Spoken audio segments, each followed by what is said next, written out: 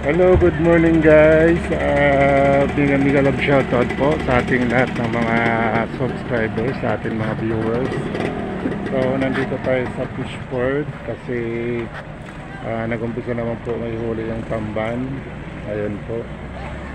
Sa likod natin guys, so nag-impake naman sila ng tamban. Okay, good morning. Panibagong video, panibagong upload po guys. Good morning sa ating mga viewers. Ayan po, shout out po sa lahat.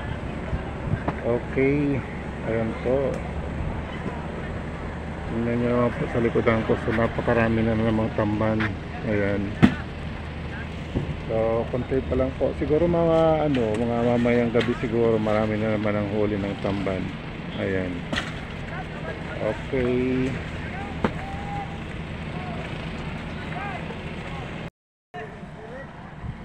So ayan po guys, yung mga malalaking pambot na galing sa kabila, sila po na nagdadala ng mga tamban. Sila ang namimili doon at tinadala dito sa Bolang Fishport. So ayan po sila guys, napakarami nila. So mga malalaking bangka. Ayan. So ayan po. Yung isa po nagdidiskarga ng ng pinamiling tambang galing sa laot at saka impakehin dito sa sa tabi ng pier sa may seawall. Ayan po guys. Okay. Thank you po sa ating mga viewers, sa ating mga subscriber guys. Ayan po.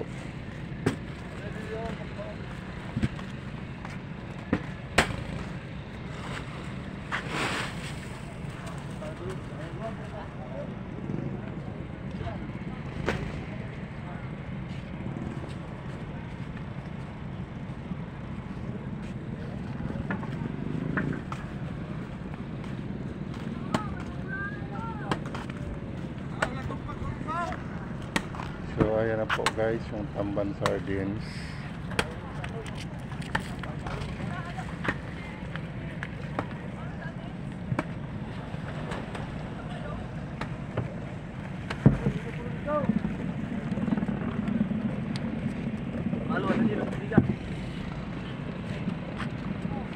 Okay guys, dito tayo ngayon sa dulo ng Pier 1, dito sa may Fishport, kung saan po dito po dumadaang yung mga malalaking bangka.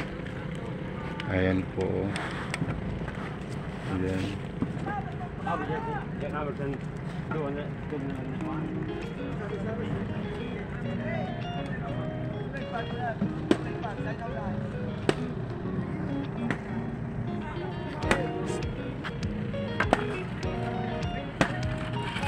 Kanina yun yung kambunong?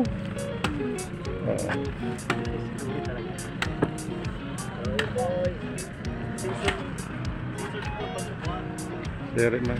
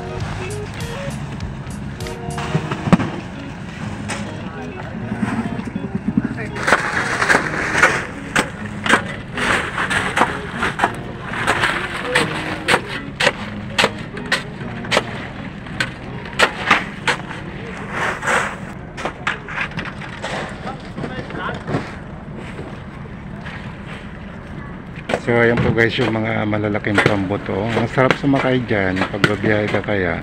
Ayan po. So na-experience ko na kasing sumakay dyan sa malalaking bangka. Punta doon sa Tikaw Island. Ayan po.